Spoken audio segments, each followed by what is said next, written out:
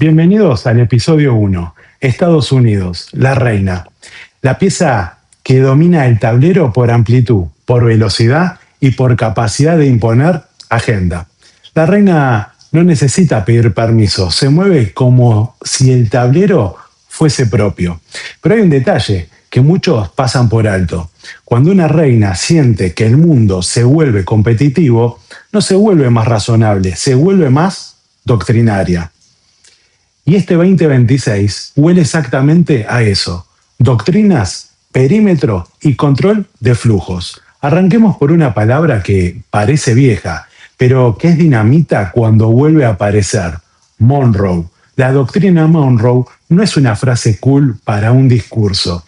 Es una arquitectura de poder con fecha y firma. 2 de diciembre de 1823. Estados Unidos declara que el hemisferio occidental no está abierto a nuevas colonizaciones europeas y que cualquier intento de intervención externa en América se va a considerar una amenaza. Y en espejo promete no meterse en los asuntos internos ¿de dónde? De Europa. Traducido al lenguaje llano, yo no te piso tu patio, pero vos no entres al mío. Monroe es eso, esfera de influencia declarada. No es una paranoia, es una mecánica clásica del sistema internacional. Cuando el mundo deja de ser cómodo, las potencias consolidan su entorno cercano porque es la forma más eficiente de bajar ¿qué? El riesgo. En épocas competitivas como estas, el imperio no discute ideas, discute ¿qué? Perímetros. Por eso, cuando en enero de este 2026 aparece el gesto Monroe actualizado, no lo leas como una cita histórica, léelo como una señal de ¿qué? De frontera. El show de la palabra, ese apodo irónico al estilo Monroe Doctrine, es anécdota. Lo importante es la lógica, porque el mensaje no es Venezuela, el mensaje es hemisferio. Y el método no es opinión, es administración de flujo. Petróleo, cuentas, bancos, rutas, barcos, incautaciones. La idea central es brutalmente simple. Si quiero, administro el caudal. Si quiero, te cierro la canilla. Si quiero, convierto un recurso en palanca. Esto es Monroe 2.0. Menos protocolo, más palanca. Ahora para entender por qué esto importa, mira a Estados Unidos como lo que es. No solo un país, sino el emisor principal de confianza financiera global. El dólar, la tasa de la Fed y la credibilidad institucional son el piso sobre el que se financia el mundo. Entonces, cuando Estados Unidos entra en un ciclo de redefinición, no se mueve solo la política, se mueve el contrato de confianza que sostiene precios de activos, riesgo y liquidez. Y acá entra anarético con precisión. Estos cambios de ciclo no siempre se ven como un crash cinematográfico, a veces se ven como algo más sutil y más profundo. Cambio de régimen, cambia qué se premia, qué se castiga y qué deja de ser sostenible. El mercado no está nervioso, el mercado está recalculando en qué creer. Ahora bajemos esto al lenguaje mundano con precisión quirúrgica. La conjunción Saturno-Neptuno de este 20 de febrero del 2026 a 0,45 de Aries cae en Estados Unidos en su casa 3, pero pegada al umbral de la 4. Y esto es clave porque la casa 3 no es mente en abstracto, es el sistema nervioso del país, medios, educación, opinión pública, transporte interno y sobre todo los vecinos, el vínculo con el cerca. La casa 4, en cambio, es el suelo, el territorio, la propiedad, la frontera, el patriotismo y la tensión entre lo que quiere el pueblo y lo que decide el poder. Entonces, cuando Saturno y Neptuno se plantan ahí, en esa puerta, lo que se está escribiendo no es un eslogan, es una doctrina. Estados Unidos reescribe la política del barrio, la Casa 3, y la ancla en la identidad territorial, la Casa 4. Traducido a geopolítica real, Monroe. El hemisferio deja de ser un espacio diplomático y pasa a ser un perímetro emocional y estratégico. El cerca ya no es charla, es seguridad. 3 días antes aparece otro golpe que es el eclipse solar anular del 17 de febrero de este año, ¿no? A los 28:56 de Acuario. En mundana, un eclipse es apagón y reinicio, pero acá el punto más filoso es este. Cae en la casa 3 y toca la luna natal en Acuario de Estados Unidos. La luna es el pueblo, el pulso del pueblo, ¿no? El humor colectivo, la reacción masiva, sensibilidad social. Este eclipse es literalmente se corta la luz emocional y se reinicia el circuito. Y como es en Acuario, no hablamos de emoción íntima, hablamos de emoción de red, plataformas, comunidades, algoritmos, tribus, coaliciones. El pueblo no como multitud, el pueblo como nodos. El resultado, la opinión pública se recalienta, la información se vuelve campo de batalla y el debate sobre vecinos, hemisferio y frontera sube la temperatura existencial. En este clima no se discute política exterior, se discute identidad. ¿Quiénes somos? ¿Dónde termina nuestro mundo? ¿Y quién entra y quién no? Y ahí se cierra el circuito con el tercer elemento, el que baja todo al cuerpo. Ese eclipse en Acuario hace cuadratura a Urano en Tauro en la Casa 6 de Estados Unidos. La Casa 6 es el sistema operativo del Estado, salud pública, fuerzas y funcionarios, empleo, sindicato, administración, registros. Urano en 6 no es ideología, es disrupción en la máquina. Fallas, shock, giros bruscos, cambios forzados en la rutina institucional. Entonces, el patrón completo es brutal y coherente. La casa 3 se recalienta, medios, narrativas, vecinos. La luna del pueblo entra en blackout total, ¿no? Reset emocional en red. Y Urano en 6 electrifica el funcionamiento, trabajo, seguridad, salud, burocracia. La traducción, cuando Estados Unidos recalienta la narrativa hemisférica, el país paga el costo en lo cotidiano y en lo institucional. No es un discurso, es precisión sobre el organismo. Y acá aparece algo que es incómodo, porque muestra la mecánica sin maquillaje. El conflicto ya no es afuera o adentro, es simultáneo. Mientras se marca perímetro hacia el hemisferio, adentro se intensifica la lógica del enforcement, ¿no?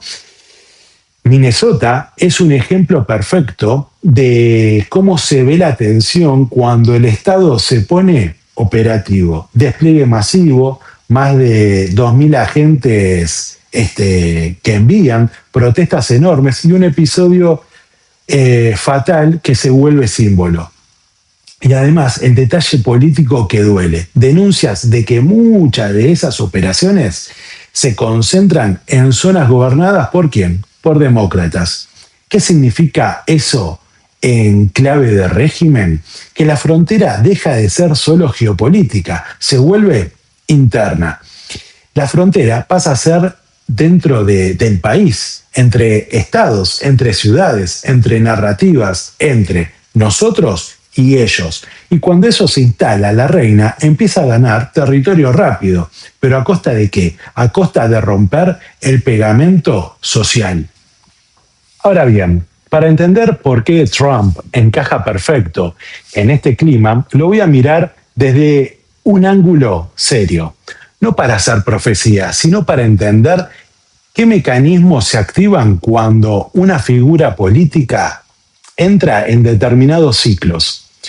Hay 3 capas que explican este momento de Trump, ¿no? Neptuno, Plutón y Marte. Y después voy a sumar una 4ª capa, que es la del año personal, la revolución solar. Todo eso, además, se entiende mejor si recordamos un dato técnico clave de su carta natal. Trump tiene a Mercurio fuera de límite. Arranco por Neptuno. Neptuno Vuelve borrosa la frontera, ¿no?, entre la realidad y relato. Neptuno no es un hecho, es un clima. Imagen, fe, niebla, sugestión, desgaste del criterio. Cuando Neptuno se activa fuerte en política, el problema no es solo lo que sucede, es quién define qué significa lo que sucede. Se discute versión, se discute interpretación, se discute qué es real. Y en una figura que vive de la escena mediática, Neptuno es un amplificador total. Lo institucional se vuelve emocional, lo sólido se vuelve discutible y el debate cae en el pantano de mi verdad contra tu verdad. Segundo, Plutón.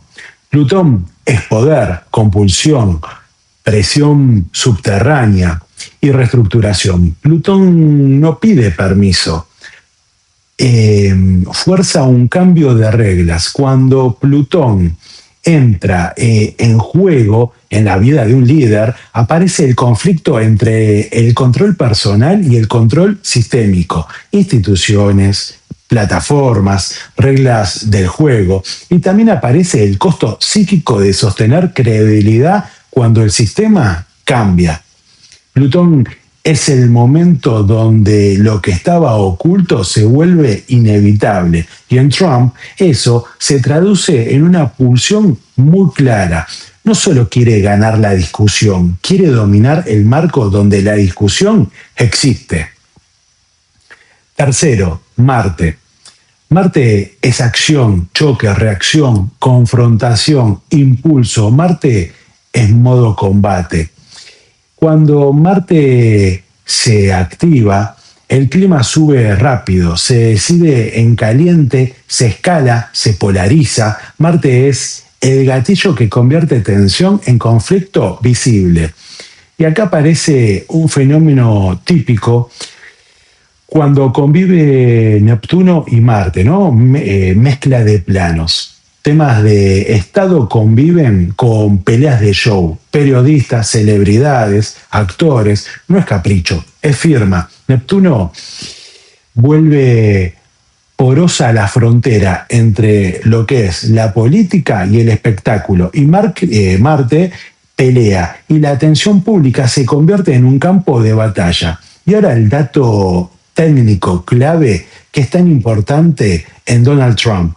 Mercurio fuera del límite. Mercurio es la mente, el discurso, la información, la manera de conectar ideas. Fuera del límite es una mente que va más allá del marco, piensa y habla fuera de la norma, fuera del guión, fuera de lo esperable. Puede ser brillante para improvisar, romper reglas y dominar la agenda, pero también puede volverse totalmente caótico, exceso verbal, frases que escalan, asociaciones rápidas, declaraciones sin filtro y cosas que no miden consecuencias. No es decir cualquier cosa como insulto. Es un patrón mental donde el discurso funciona como arma y como descarga. Entonces, cuando se junta el clima neptuniano, la presión plutoniana y gatillos marcianos y un Mercurio fuera de límite, no ayuda a moderar, ayuda a extremar. Es como tener el micrófono al máximo y sin compresor, ¿no? Mucho impacto, mucho daño colateral. Y ahora sumo la cuarta capa, el año personal, la revolución solar, porque ahí se ve como este clima se encarna en experiencias. En este año el ascendente cae en Sagitario, ¿sí? A partir de cumpleaños.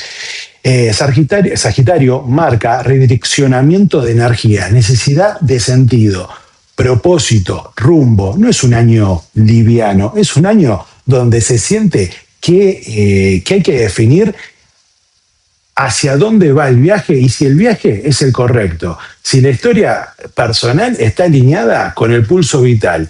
Pero hay una condición en esta revolución. La casa 12 está en Escorpio. Escorpio en 12 es sombra, tensión, material reprimido, compulsiones, enemigos silenciosos, ¿no? Cosas que no se quieren mirar, pero que vuelven. Es decir, la expansión sagitariana no se consigue por optimismo, se consigue por integración. Para que el año se abra, primero hay que atravesar esas aguas escorpianas. Y ahora el otro eje fuerte de este año de Trump va a ser la casa 7, el sol en la 7. Indica que la identidad se construye en espejo, adversarios, aliados, socios, instituciones, opinión pública. Es un año donde no se vive para adentro. Todo se define por confrontación, por acuerdos, por rivales, por pactos, por imagen reflejada. Y si además la luna está partil en la 7 con Urano, la dinámica se electrifica. Giros inesperados, rupturas, alianzas sorpresivas, volatilidad emocional en el vínculo con el otro. Es un año donde el clima con aliados y adversarios se vuelve totalmente impredecible. Entonces, resumido con claridad, Trump entra en un periodo donde Neptuno vuelve poroso el límite entre la realidad y el relato. Plutón presiona el eje del poder y lo obliga a reconfigurar reglas. Marte activa choque y escalada, y su Mercurio, fuera de límites, funciona como amplificador total de todo esto. El discurso se acelera, se sale del marco, dice más de lo que debería, y eso se vuelve parte de este fenómeno. Y durante el año, la revolución solar muestra una energía sagitariana que busca expansión, pero con una condición, la condición escorpiana de fondo. Integrar sombra, atravesar tensión, y con la casa 7 hiperactiva, el año se define en el espejo del otro. No es adivinación, es arquitectura. Cuando se activa esta arquitectura, no se ve solo un personaje, se ve un mecanismo de época operando en tiempo real. Y si querés ver esta lógica en economía real, entramos a los aranceles, porque acá se ve la mecánica sin poesía. Un arancel es un impuesto a un producto importado para encarecerlo y así proteges que la industria nacional, el empleo y la cadena local. Hasta ahí la herramienta clásica. El problema es cuando lo transformás en garrote macro y lo calculás como si fueses un contador vengativo. Te pongo un porcentaje en función de mi balanza comercial. ¿Con quién? Con vos. O sea, según cuánto te compro versus cuánto te vendo. Eso suena repatriótico, pero en la realidad es un boomerang. Porque, ¿quién termina pagando? El ciudadano estadounidense. Porque el importador traslada ese costo ¿a dónde? Al precio final. Vas al supermercado, vas a comprar tecnología, ropa, insumos, ¿y con qué te encontrás? Con un aumento que no vino del mercado, vino del impuesto. ¿Y eso qué produce? Produce inflación, punto. Y acá hay una ironía que roza lo trágico. Muchas de las grandes marcas estadounidenses producen afuera. Walmart, Apple, Nike, cadenas globales, ¿no? Que fabrican en Asia bajo estándares propios y después, ¿qué hacen? Importan. ¿Y qué hacen cuando le suben los aranceles? Hacen lo que cualquier empresa grande realiza siempre, trasladar ¿qué? El costo. Los aranceles contra el otro termina siendo un impuesto a tu propia población. Eso es Neptuno en Aries, versión económica. Épica rápida, efecto inflacionario y después relato para justificar el incendio. Y cuando la inflación vuelve, el contrato de confianza se ensucia, porque la inflación no es solamente un número. La inflación es una experiencia cotidiana de pérdida de control. La gente deja de creer. Y acá viene la pregunta que separa a los que opinan de los que operan. ¿Qué pasa si el dólar se debilita? Si el dólar se evalúa de forma sostenida, el mecanismo es directo. El oro tiende a subir en dólares, porque el oro es un precio global y el dólar es la regla con la que lo medís. Entonces, si la regla se achica, necesitas más regla ¿para qué? Para medir lo mismo. Es matemática, no es mística. Y además, un dólar más débil suele empujar inflación importada y commodities, energía, materias primas, cadenas de suministro. Y cada vez que el mundo entra en esa combinación, moneda floja, costos altos, incertidumbre, el oro vuelve al mismo lugar, ¿no? Protección contra el deterioro del contrato. Pero ojo, no toda caída del dólar significa lo mismo. Si el dólar baja en un mundo risk-on, ¿no? Con crecimiento sólido y mercados tranquilos, el oro puede subir, pero no necesariamente explotar, ¿no? En cambio, como sucede en este momento, si el dólar baja por pérdida de confianza, por desequilibrio fiscal, por tensión política, por instituciones discutidas o porque el mundo empieza a discutir quién emite credibilidad, entonces el oro se prende por dos vías a la vez. Sube por precio y sube por demanda de refugio. Y ahí no estás mirando una suba, estás mirando un síntoma. Entonces, la síntesis es clara. El oro sube cuando el mundo discute en qué creer. Y en un clima como Saturno, Neptuno en Aries, no promete calma, promete reconfiguración. Si lo que viene es inflación pegajosa, dólar frágil y sistemas más tensionados, el oro tiene argumento para buscar otro escalón. Si lo que viene es disciplina real, tasa real positiva y creabilidad restaurada, el oro puede frenar y consolidar. No es sube o baja, es régimen. Y te tiro una perlita bien concreta, porque esto también es timing y es sincronía. ¿Saben dónde está Júpiter ahora? Está en Cáncer. Y en mercados, Cáncer es refugio, protección, defensa del patrimonio. Es el clima perfecto para que la plata se ponga conservadora, se ponga tácticamente miedosa y que busque qué, cobertura. Y ahí el oro no es opinión, el oro es seguro. Pero lo más interesante viene después, que después de Cáncer, ¿quién viene? Viene Leo. Leo es sol, Leo es brillo, Leo es corona. Y en términos simbólicos y financieros, eso es oro. El activo que representa valor, poder y soberanía. Entonces, el dato es este. Si 2026 trae inflación pegajosa, tensión y un dólar más frágil, Júpiter, pasando de Cáncer a Leo, puede funcionar como combustible narrativo para que el oro no solo se sostenga, sino que quiera otro escalón arriba. Porque cuando el sistema entra en modo de demostración de poder, el oro no se discute, se exhibe. Y para que esto no quede abstracto, mostramos antecedentes con datos duros. En Saturno-Neptuno, el 52-53 en Libra, el patrón es claro. Primero suba, después enfriamiento. En el 52, el Standard & Poor's subió un 18% y después bajó un 1% en el 53. Lo mismo con el Dow, un 8% sube en el 52 y en el 53 baja casi un 4%. Libra financiero, renegociación del equilibrio.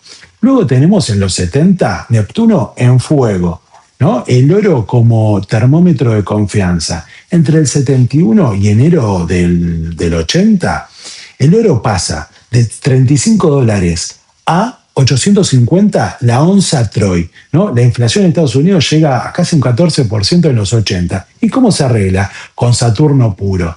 La Fed endurece hasta llevar los Fed Funds cerca del 20 y a finales del 80 y comienzo del 81 aplica esto, ¿no? La firma de equilibrio quirúrgico, ¿cómo se da? Se da con algo maravilloso, con la conjunción de Saturno y Júpiter en Libra. Restringir crédito para restaurar credibilidad. Después, en el 89, Saturno-Neptuno lo tenemos en Capricornio, un año de fuertes subas, pero con el símbolo perfecto del techo. El Standard & Poor's tiene un retorno total de casi el 32%, el Dow casi un 27%, ¿no? Japón marca un dato histórico, ¿no? Que tiene un intraday que creo que suba casi a los 39.000. Capricornio estructura al máximo y exceso construyendo su propio límite. Entonces, cuando lo traes a este 2026 en Aries, la lectura es totalmente nítida. ¿Puede haber volatilidad? Sí. ¿Puede haber baja? Sí, casi seguro. Pero lo central es cambio de régimen y repricing del riesgo. Mercados más sensibles a tasa, a credibilidad, a geopolítica, a energía y a monedas. Un mercado que vive en modo evento, no por paranoia, por estructura. Y ahora volvamos al tablero político. Trump no solo tensó con rivales, tensó con aliados. Canadá, Japón, Unión Europea, fricción en un momento donde una potencia fría debería blindar coalición. Y encima lo de Groenlandia, territorio de Dinamarca, dentro del ecosistema de la OTAN, que Estados Unidos también es miembro de la OTAN, con la idea de asegurar el punto para que no lo tomen otros. Incongruencia estratégica total. En vez de sumar estabilidad, genera inestabilidad con socios que ya estaban del lado de su perímetro. ¿Qué produce esto? Vacío de confianza. Y en geopolítica, el vacío se ocupa. Hola, soy China mirando. Y acá entra un gatillo histórico, ¿no? Cada vez que Urano transita Géminis, Estados Unidos entra en un régimen donde redes, movilidad, información, logística y tecnología se vuelve el teatro real del poder. Pero el clic aparece cuando Marte se une a Urano en Géminis. Y ahí no estamos hablando de clima, estamos hablando de evento. Por eso sirven las 4 ventanas históricas como columna vertebral. El 74 al 70, de 1774 al 82, asociada a la independencia de Estados Unidos. En 1858 al 66 tenemos la Guerra Civil. De 1941 al 49, asociada a la Segunda Guerra Mundial. Y ahora tenemos del 20 al 25, que es la ventana que viene. No es que se repita el guión, se repite el mecanismo, se acelera el mundo de las redes y cuando Marte se pega, el sistema salta de discusión a ruptura. En la guerra civil de Estados Unidos hay un símbolo clarísimo, ¿no? El pasaje a la acción.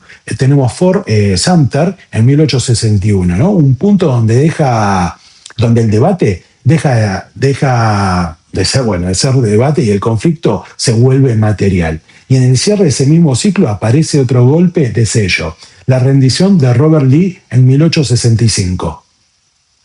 Marte-Urano también puede cerrar por shock, saturación o decisión irreversible, el punto de no retorno para abrir o para terminar. Después tenemos en la ventana del 41 al 49, y acá el ejemplo es brutal, ¿no? Porque muestra el corazón del arquetipo.